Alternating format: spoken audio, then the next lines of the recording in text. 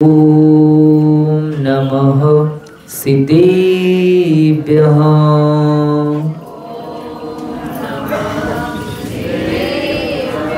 ओम नमः सिद्धेभ्यः।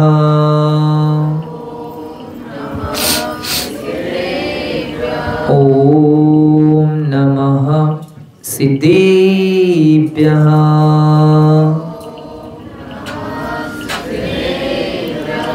श्री राम कथा सुनाएंगे हम, सुनना बालक की तरह तुम। श्री शांति विद्या सन्मति के नंदन, भूल अगर हो जाए तो इस बालक को क्षमाही कर देना, देना तुम ही तुम।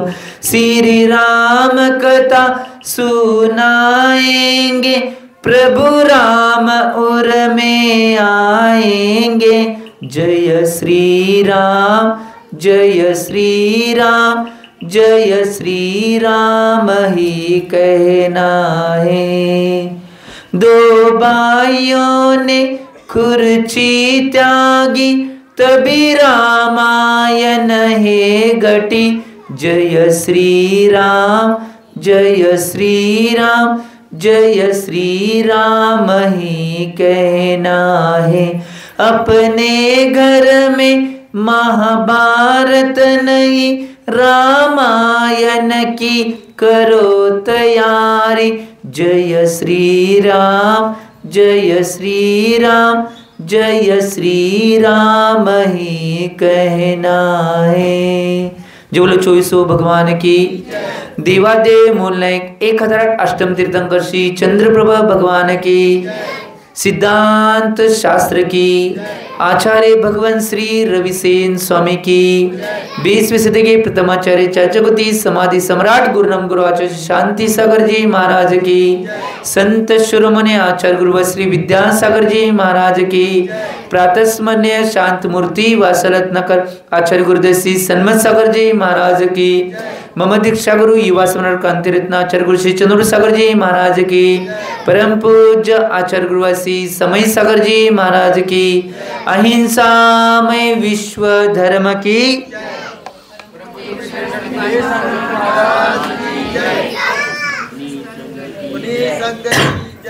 भव्य जी हो।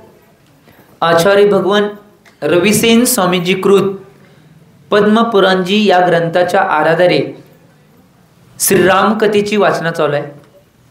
आणि कालच्या भागामध्ये आचार्य भगवंतांनी कथानकथेची सुंदर सांगितलं होतं की निश्चित रूपानं ज्यावेळी तो महामंडळ सगळं भेटून गेल्यानंतर गुन्हा गोविंदांना चाललेल्या परिवारामध्ये निश्चित रूपानं एक मोड असा येतोय आणि त्या मोडचं वर्णन केलं होतं। त्याच्या आधी एक गोष्ट आम्ही जाणून घेणं आवश्यक आहे, ते मोड येण्याचं मूळ कारण हे बी जाणणं आवश्यक आहे। काल निश्चित रूपानं आपलं कथानक तिथं संपलं होतं म्हणून निश्चित रूपानं तो मूड सांगू शकलो नाही। एक गोष्ट लक्षात घ्या, ज्यावेळी ते सगळा परिवार एकत्र आलता त्यावेळी काय झालं माहिती काय, एका दिगंबर मुरांच्याकडे ते सगळे मिळून गेलते, त्यांचं दर्शन झालं। तिथनं जाताना सगळा परिवार होता, भामंडल सहित दशरथ, जनक, जनकाचा परिवार, दशरथाचा परिवार, राम, लक्ष्मण, भरत, सगळे परिवारातले सगळे सदस्य उपस्थित होते।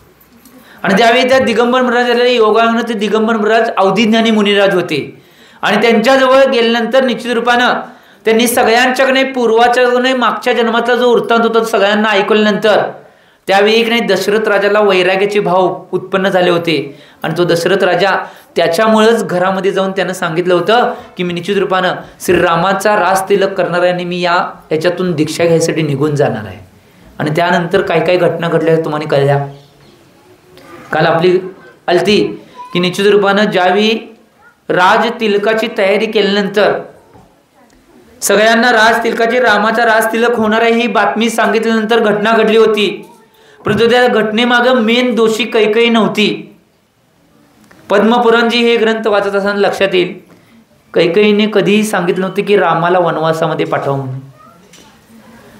प्रसंग असा होता, ज्यावेळी इकडं श्रीरामांची राज्याभिषेकची तयारी चालू होती, राज तिलकाची तयारी चालू होती, त्यावेळी त्या राज तिलकाची तयारी करणारा जो दशरथ राजा होता, जो श्रीरामांचा पिताश्री होता, त्याच्या मनामध्ये ह्या राज तिलक झाल्यानंतर आपण हे सगळं सोडून संन्यास धारण करायचं ही भावना होती. कारण की आपलं आता वय झालेलं आहे आणि आपण धर्माचा मार्ग धरणं आवश्यक आहे, ही भावना त्याच्या मनामध्ये आलती. म्हणून त्यानं सगळी ही तयारी केली. आणि त्या दशरथ राजाची वैराग्याचे भाव बघून सुद्धा जो कैकेयीचा पुत्र भरत होता, त्याच्या मनामध्ये सुद्धा वैराग्याचे भाव झाले की हे सगळं सोडून मी सुद्धा पप्पांच्या बरोबर, बाबांच्या बरोबर संन्यास धारण करून आपलं कल्याण करून घ्यावं, ही भावना भरत राजाच्या मनामध्ये बी झालती. आणि ज्यावेळी कैकेयीला ही बातमी कळाली, कैकेयीला ही बातमी कळाल्यानंतर कैकेयी म्हणते, सगळ्यांच्या जीवनामध्ये किमान एक पतिराज गेला तर मुलं तर आहेत, परंतु माझ्या जीवनाचं काय होणार आहे की माझ्या जीवनामध्ये माझा पतिराज सुद्धा निघून जाणार आहे आणि माझा मुलगा सुद्धा. आता आईचं काळीज ते आईचं काळीज असते. आणि त्या हेतूनं ज्यावेळी ती दशरथाबरोबर चर्चा करायला जाते, त्यावेळी चर्चेमध्ये दशरथाबरोबर चर्चा करत असताना चर्चेमध्ये ती सगळं बोलत्या की हे प्राणनाथ, तुम्ही बी मला सोडून जाणार आहे, माझा मुलगा बी तुमच्या वैराग्याच्या भावनेला बघून त्याच्यामध्ये सुद्धा वैराग्याची भावनेला दोघं बी निघून गेले, मला कोण.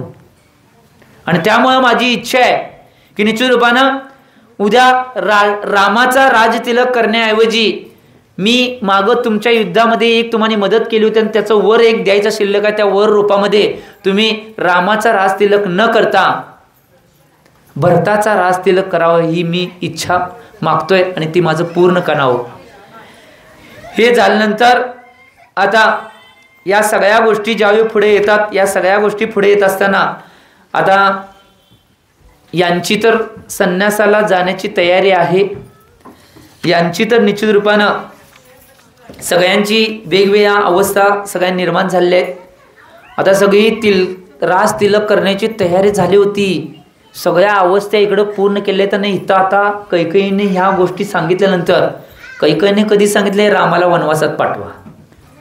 आता ज्यावेळी पेच प्रसंग उभारलेला आहे तो दशरथासमोर, कारण की मी तर सगळ्यांना सांगून टाकलेलं आहे की रामाचा राज तिलक करायचा आहे आणि आता कैकेयीला तो वर देणं सुद्धा आवश्यक आहे, कारण की मी क्षत्रिय वंशातला आहे आणि निश्चित रूपानं क्षत्रिय असल्यामुळं, इक्ष्वाकू वंशातला असल्यामुळं मला जे मी शब्द वचन कुणाला दिलं ते वचन पूर्ण करणं आवश्यकच आहे, अनिवार्य आहे. आणि त्या शब्दाला मी जागणं आवश्यक आहे. माझा प्राण गेला तर चालेल, परंतु शब्द कधीही जाता कामा नये, ही भावना दशरथच्या मनामध्ये निर्माण झाली. आणि यावेळी ही भावना निर्माण झाल्यानंतर दशरथ चिंताग्रस्त अवस्थेमध्ये होता. आणि त्या चिंताग्रस्त अवस्थेमध्ये असताना ज्यावेळी दशरथाला सगळी अवस्था, सगळ्या गोष्टी दशरथ बघायला मनामध्ये, आता काय करायचं या गोष्टी सगळ्या मनामध्ये विषय चालू आहे. इकडं घोषणा झाल्या, इकडं श्रीरामांचा श्री सीतामय्याची सजावट करायची चालू आहे, राज तिलक करायचंय म्हणून इथंपर्यंत सगळं वातावरण पोचलेलं आहे. परंतु आता दशरथाच्या मनामध्ये विकल्प आहे, कारण की शब्दाला जागणं सुद्धा आवश्यक आहे. आणि इकडं एक शब्द मी दिलाय, पहिला एक शब्द मी दिलाय आत्ता, आता कुठल्या शब्दाला जागायचं या चिंताग्रस्त मध्ये अवस्थेमध्ये असताना तो बऱ्याच गोष्टी चिंतन करतोय. कारण की मी जर आत्ता जे शब्द दिलेला आहे तो शब्द मोडला, त्या शब्दाचं वचन मी दिलं नाही, नुसता मी अशीच घोषणा केली की रामाचा राजतिलक होणार आहे. परंतु कैकेयीला मी जो शब्द दिलाय, तिनं माझ्यावर केलेल्या उपकाराची परतफेड म्हणून मी वचन दिलं होतं की मी तुझ्या एक कोणतेही म्हणणं, तुझं मागणं मी पूर्ण करणार आणि ते वचन मला पूर्ण करणं आवश्यक आहे. परंतु मी श्रीरामांना कसं सांगणार, हा विकल्प दशरथ राजाच्या मनामध्ये यायलाय. मी श्रीरामाला कसं सांगणार. आता इकडे सजावट चालू होती, रामाला सजवायचं चालू आहे, सीतामाईला सजवायचं चालू आहे, कारण की त्यांचा राजतिलक होणार आहे, सजवायचं चालू आहे. आणि त्याच वेळी नाही एक सैनिक जो दशरथाजवळ होता, त्या दशरथाजवळ असताना त्यानं कैकेयीचं आणि दशरथाचं बोलणं सगळं ऐकलं होतं. आणि या अवस्थेमध्ये तो रामांचा परम भक्त असणारा तो सैनिक रामांच्या जवळ जातोय आणि श्री रामचंद्रजींना निवेदन करतोय की मला तुम्हाला एकांतात काहीतरी बोलायचं आहे. आता श्रीराम तिकडं सगळी तयारी चालू आहे आणि त्या तयारीतून बाहेर जायचं आहे. परंतु राम एक राजा नसून सुद्धा एक असा व्यक्तिमत्व होतं की राजास योग्य आणि राजास पात्र असणारा व्यक्ती का होता? कारण तो व्यवहार आणि आदर्श पुरुष होता. त्यामुळे त्यानं लगेच त्या सैनिकाचं मान्य केलं आणि तो सजावट करत असताना सुद्धा तिथनं बाजूला गेला आणि तो म्हणतोय काय गोष्ट आहे? त्यावेळी तो म्हणतोय दशरथ राजांनी तुमच्यासाठी राजतिलकाची घोषणा तर केलेली आहे, परंतु आता घटना अशी घडलेली आहे, कैकेयीनं नाही मागं एकदा युद्धामध्ये दशरथ राजाची मदत केली होती, परंतु त्या मदतीच्या बदल्यामध्ये दशरथ राजाने त्यांना एक वचन दिलं होतं, मी कोणतंही तुझं एक मागणं किंवा तुझा एक वर पूर्ण करतो. आणि कैकेयीनं आत्ता वर मागितलेलं आहे की निश्चित रूपानं माझ्या पुत्राचा राज तिलक व्हावा, हे वर मागितलेलं आहे. आणि दशरथ राजा समोर पेच प्रसंग आहे, याच्यावर मार्ग तुम्ही काढावा. तो सैनिक प्रामाणिक होता, त्या घराचा एक प्रामाणिक सैनिक आणि घराविषयी आदर आणि सन्मान विवेक असणारा तो सैनिक होता. श्रीरामांनी ऐकल्यानंतर श्रीरामांना कोणताही विकल्प झाला नाही, कारण की शारीरिक सम्यक दृष्टी जो जीव असतो त्याला कधी विकल्प होत नाही, काही विकल्प नाही. आनंदामध्ये त्यानं त्या रामाने स्वीकारलं की काय घटना घडल्या, आता काय घटना घडणार आहे. त्यावेळी श्रीराम आता एका ठिकाणी जाऊन बसले, तिथं सगळी नुसती सजवायची गोष्ट तो बंद केला आणि तो एका ठिकाणी बसून एक चिंतन आणि मनन करलाय. आणि त्या मननच्या माध्यमातून तो विचार करलाय की याच्यावर काय तोडगा काढलेला. तो म्हणतोय मी जर साक्षात या राज्यामध्ये उपस्थित राहिलो तर 3 काळामध्ये भरताचा राज तिलक होणार नाही, कारण की भरत 3 काळामध्ये राजगादीवर बसणार नाही. त्यासाठी मला एक गोष्ट करणं आवश्यक आहे, हे सगळं अयोध्या नगरी सोडून मला या नगरातून जंगलामध्ये वनवासामध्ये जावे लागेल, त्याचवेळी भरताचा राज तिलक होईल, नाही तर होणार नाही. हा निर्णय रामाच्या मनामध्ये त्यानं संकल्प घातला की आपण वनवासामध्ये निघून जायचं. त्यावेळीच या भरताचा राज तिलक या गादीवर होणार आहे. आणि तो तिथनं उठतोय आणि तिथं उठण्यानंतर सरळ आपलं गमन आपल्या पिताजींच्या महलाकडे घेऊन जातोय. आणि पिताजींच्या महलामध्ये गेल्यानंतर दशरथाच्या तिथं आल्यानंतर दशरथाजवळ आल्यानंतर पहिला दोन्ही चरण स्पर्श करून दशरथांच्या चरण स्पर्श करून तो निश्चित रूपानं त्या ठिकाणी उभारतोय. आणि दशरथ राजांना म्हणजेच आपल्या पिताश्रींना तो म्हणतोय की पिताजी, तुम्ही कोणत्याही गोष्टीची चिंता करण्याची आवश्यकता नाही आणि माझा एक निर्णयाला तुम्ही स्वीकार करावा. आता दशरथाला काय कळना श्रीराम कोणती गोष्ट मागणार आहे. दशरथाच्या मनामध्ये विकल्प निर्माण झाला की जर रामानं राज तिलकच जर मागितला तर मी काय करणार आहे. परंतु दशरथ तो विकल्पामध्ये असताना श्रीराम दशरथ राजांच्या चरणावर परत बसतात आणि चरणापाशीच बसून म्हणतात की हे पिताश्री, मी एक विनवणी आणि एक निश्चित रूपानं मागणं तुमच्याजवळ मागत आहे की हा जो राज तिलक तुम्ही करलाय तो माझा राज तिलक न करता भरतचा राज तिलक करावा आणि मी वनवासामध्ये जाण्याची माझी इच्छा आहे. हे ऐकल्यानंतर दशरथ राजाला एक धक्का बसला, कारण की मी मनामध्ये काय विचार केला होता की निश्चित रूपानं श्रीराम आता मागेल की राज तिलक करा म्हणून मागेल म्हणून विचार केला, परंतु श्रीरामानं ते मागितलं नाही, भरताचा राज तिलक करावा आणि मी वनवासामध्ये निघून जाणार आहे ही भावना केल्या. आता दशरथाला पुढं काय बोलायचं हेच कळेना, त्याच्या डोळ्यातून अश्रू यायला लागले. आणि ते अश्रू येत येत श्रीरामांना त्या दशरथ राजानं म्हणजे पिताश्रींनी श्रीरामाला आपल्या पुत्राला एक मिठी मारली, परंतु रामाच्या डोळ्यातून एक सुद्धा अश्रूचा बूंद आला नाही. ते हसत आनंदानं आपल्या पिताश्रींना कवटाळतात, परंतु जी पिताश्री होती दशरथ राजा त्यांच्या डोळ्यातून अश्रू मात्र यायल्यात. की घटना घडलेल्या आहे त्या घटनेमध्ये निश्चित रूपानं सावरण्याची गोष्ट आहे. आणि त्या सावरण्याच्या गोष्टीमध्ये आता ज्यावेळी की नाही ही गोष्ट सांगितल्यानंतर ही गोष्ट सगळीकडे पसरते आणि श्रीरामाचा राज तिलक होणार नाही तर भरताचा राज तिलक होणार आहे. भरताला ज्यावेळी ही गोष्ट कळल्यानंतर भरत म्हणते मी दीक्षा घ्यायला निघून जाणार आहे. इकडे भरत असून बसलाय, इकडे श्रीराम वनवासात जायसाठी आग्रह धरून बसलेले आहे, तिकडं कैकेयी माझ्या मुलाला वर द्यावा म्हणून अडून बसलेले आहे. दशरथ राजांच्या मनामध्ये पेच प्रसंग आहे की कुणाचा राज तिलक करावा आणि कुणाला वरदान द्यावं आणि कुणाचं काय करावं ह्या गोष्टीचं कोडच सुटेना. त्यावेळी एक प्रसंग असा घडतोय त्या कथानकमध्ये, जो श्री भरत होता कैकेयीचा पुत्र, तो आपल्या खोलीतून उठतोय आणि श्रीरामांच्या खोलीमध्ये जातोय, श्रीरामांचे चरण स्पर्श करतोय आणि चरण स्पर्श केल्यानंतर भरत श्रीरामांना म्हणतोय की हे भ्रात, तुम्ही वनवासामध्ये जाण्याची गरज नाही आणि तुम्हीच या गादीचे आणि या सिंहासनाचे हकदार आहात, त्यामुळे तुमचा राज्याभिषेक व्हावा ही माझी इच्छा आहे. त्यामुळे तुम्ही याचा स्वीकार करावा ही माझी इच्छा आहे आणि माझी इच्छा आहे की मी वनामध्ये जाऊन दीक्षा ग्रहण करावी. हे बोलल्यानंतर श्रीरामाला धक्का बसतोय. परंतु श्रीरामानं मनामध्ये संकल्प बांधलाय तो पूर्ण करायचा असतोय. त्यावेळी श्रीराम म्हणतात की भरत, एक गोष्ट लक्षात घे, मी जे मागणं तुला मागणार आहे ते मागणं तू मला द्यावंस हे पहिला वचन मला दे. आणि श्रीराम ज्यावेळी असं बोलल्यानंतर बारका भाऊ कधीही पहिला, ते रामायण आहे, आत्ताचे भाऊ वेगळे आहेत सोडा, रामायणातले सांगवले विषय चालू आहे रामायणचा. आत्ताचे भाऊ निश्चित रूपानं वचन देऊन सुद्धा तोडतील, लेखी लिहून देऊन तोडतील आणि वचन तर लय लावून लेखी लिहिलेलं तोडतील. त्यामुळे वचनाचं तर लय जमाना लय पुढे गेलाय. लेखी लिहिलेलं नाही, कोर्टामध्ये याच्यामध्ये सगळं बदललं जातंय. त्यामुळं ते रामायण होतं, ही आजची कथा वेगळी आहे सोडा. त्यावेळी भरत कोणतीही इच्छा आकांक्षा न मनात बाळगता डायरेक्ट प्रभू रामांच्या हातावर आपला हात ठेवतोय आणि मी तुम्हाला वचन देतो, तुम्ही मागशीला मी ती द्यायला तयार आहे. त्यावर रामाला आनंद झाला आणि राम म्हणतोय माझं मागणं एवढंच आहे की अयोध्येच्या गादीवर तू बसावंस आणि तुझा राज्य तिलक व्हावा ही माझी इच्छा आहे. आता भरताला नाईलाज होता, कारण की त्यानं वचन दिलं होतं, नाईलाज होता. आता सगळं जी कोडं आहे ते श्रीरामांनीच सोडवलंय.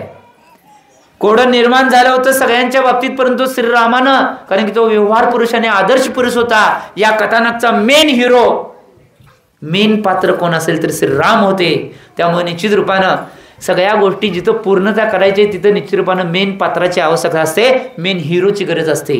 त्यामुळे रामानं हा सगळा प्रश्न सोडवला आणि दशरथाजवळ दोन्ही राम, लक्ष्मण, भरत, शत्रुघ्न सगळीजण गेलेले आहेत आणि सगळ्यांनी निश्चित रूपानं श्रीरामांचं जे म्हणणं आहे ते मान्य केलं आणि दशरथाजवळ निवेदन करण्यात की हे पिताश्री, तुम्ही कोणताही संकल्प विकल्प मनात न करता तुमच्या मनामध्ये जी धर्माची भावना, वैराग्याची भावना, संयमाची भावना आहे ती तुम्ही पूर्ण करावी आणि या गादीवर भरताचा राज तिलक होणार आहे आणि मी काही वर्षासाठी निश्चित रूपानं वनवासामध्ये गमन करणार आहे. हे सांगितल्यानंतर घरामध्ये सगळा शोकाकुल निर्माण झाला. आता सगळ्यात पहिला शोकाकुल कुठं चालू झाला असेल तर कौशल्य राणीच्या महलामध्ये शोकाकुल झालाय. तिचे अश्रू चालू झाले, कारण की आजपर्यंत ज्या रामाचा राज तिलक होणार होता त्या पुत्राला आता वनवास मिळालाय आणि जो वनवासामध्ये जाणार होता त्याला राज तिलक होण्याची संधी मिळाली आहे. ही कशी काय घटना घडली आहे म्हणून तिच्या डोळ्यातून कौशल्याचं पाणी येत आहे. आता ही घटना इकडे चालू झालेली आहे. तिकडं कैकेयीला आनंद झालाय की माझा पुत्र आता दीक्षा घेणार नाही. ती आनंदित राम वनवासामध्ये चाललाय म्हणून नाही, हे समजायला आमची चूक आहे हो. इथंच जैन धर्म लय सूक्ष्म आहे. आजपर्यंत आमचा दृष्टिकोन असा होता कैकेयीमुळे रामाला वनवास झाला हा आमचा समज होता, परंतु दृष्टिकोन सिद्धांत बदला. कर्म सिद्धांत असा आहे की निश्चितपणे कैकेयीने कधीही वनवास मागितले नाही. कैकेयीने फक्त भरताचा राज तिलक व्हावा हे मागितलं होतं, परंतु रामाचा स्वतःचा निर्णय होता की मी वनवासामध्ये गेल्याशिवाय भरत गादीवर बसू शकणार नाही. म्हणून त्या स्वतःच्या निर्णयावर तो राम दृढ होता आणि म्हणून तो निश्चितपणे वनवासामध्ये गेला. आमचं म्हणणं वेगळं आहे हो. आम्ही लगेच कैकेयीला विलन करून टाकलं. टीव्हीवर बघितलं, इकडं तिकडं ऐकलं आणि त्या कैकेयीला विलनच करून टाकलं. विलन नव्हती ती माता होती. मातेनं फक्त आपल्या पुत्राच्या निश्चित रूपानं भविष्याने, स्वतःच्या भविष्याने, आई वडिलांचं कर्तव्य तेच असते. मुलांच्या भविष्याने स्वतःच्या भविष्याचं चिंतन करणे, त्या आईनं तोच निर्णय घेतला होता. माझा भरत आहे तो निश्चित रूपानं भरत जरी गेला आणि माझा पतिराज जरी गेला तर मला कोण आहे म्हणून तो विचार करून त्या आईनं तो निर्णय घेतला होता. ही गोष्ट लक्षात घ्या, याची नोंद तुम्ही घ्यावी. हा कर्मसिद्धांत आहे आणि हा कर्मसिद्धांत सगळ्यांच्या जीवनामध्ये लागू होतोय. त्यामुळं ही गोष्ट झाल्यानंतर आता कौशल्याच्या डोळ्यामध्ये अश्रू आहेत. कौशल्याचे अश्रू थांबवणार. काय घटना घडलेल्या आहे, होतं काय आणि झालं काय, काय होणार होतं आणि काय होणार आहे, ही घटना घडलेली आहे. म्हणून कौशल्याच्या आता ते बी निश्चित रूपानं ज्यावेळी श्रीरामांना कळल्यानंतर श्रीराम अजून कौशल्याकडं काही गोष्टी करण्यासाठी जायच्या आहेत. तोपर्यंत निश्चित रूपानं इकडं सीता जी सिया आहे, जानकी आहे, तिनं बी निर्णय घेतला की हे प्रभू, तुम्ही जर वनवासामध्ये जाणार असेल तुमच्याबरोबर आम्ही सुद्धा वनवासामध्ये तुमच्या पुढं तुमच्या पावलाला पाऊल लागून मी सुद्धा येणार आहे, कारण की तुमची मी पत्नी आहे. त्यावेळी श्रीराम म्हणतात की तुला वनवास जाण्याची गरज नाही, तू इथं ऐश्वर्यामध्ये व्यवस्थित राहा. त्यावेळी सीता म्हणते, माझ्या ऐश्वर्याम, माझी संपत्ती, माझं वैभव कोण असेल तर तुम्ही आहात, त्यामुळे तुमच्याबरोबर तुम्ही जशीला तिथं मी असणार आहे. आणि त्यांच्या चरणावर आपले दोन्ही हात ठेवून त्यांच्या पाया पडून त्यांना निवेदन करते की तुम्ही असेल तिथं मी आहे. आजची बायको हे करणार नाही, पाय ओढेल. ती रामायणातली सीता होती. म्हणजे हे सांगणं आवश्यक आहे मध्ये मध्ये काय काय आपण करतोय. रामायण एवढं एक उत्कृष्ट आदर्श कथा आहे की प्रत्येक गोष्टीतून आपल्याला जीवनामध्ये कसं वागायचं, काय करायचं, सगळे बोध आपल्याला मिळणार आहेत. ही गोष्ट लक्षात घ्या. त्यामुळं त्या सीतानं निश्चितपणे आग्रह केल्यानंतर रामानं आता ते मान्य केलं. आणि त्याच वेळी नाही, राम आता तिथनं पुढून कौशल्याच्या रूममध्ये जायचं आहे, महलामध्ये जायचं आहे. तोपर्यंत श्री लक्ष्मण तिथे येतात आणि लक्ष्मण रामांच्या चरणावर नतमस्तक होऊन त्या रामांना पाया पडून तो लक्ष्मण म्हणतोय की हे भ्रात, मी सुद्धा तुमच्यावर वनवासामध्ये येणार आहे. तर झालं. मगाच्यानं काय घटना होती आणि काय झालं कोणास ठाऊक. आता श्री लक्ष्मण म्हणतोय की निश्चित रूपानं वनवास माझं मी स्वतः स्वीकारलेलं आहे, त्यामुळे तुला वनवासात येण्याची गरज नाही. की भ्रात, तुमची सेवा आणि तुमची सगळ्या गोष्टींचं निश्चित रूपानं पालन पोषण करण्याची निश्चित रूपानं माझी इच्छा आहे आणि मी निश्चित रूपानं ते करणार आहे. मी तुमच्याबरोबर येणारच आहे. तेव्हा आता राम काही बोलत नाही. राम तिथनं परत लक्ष्मण गेल्यानंतर तिथनं तो कौशल्याच्या रूममध्ये जातोय.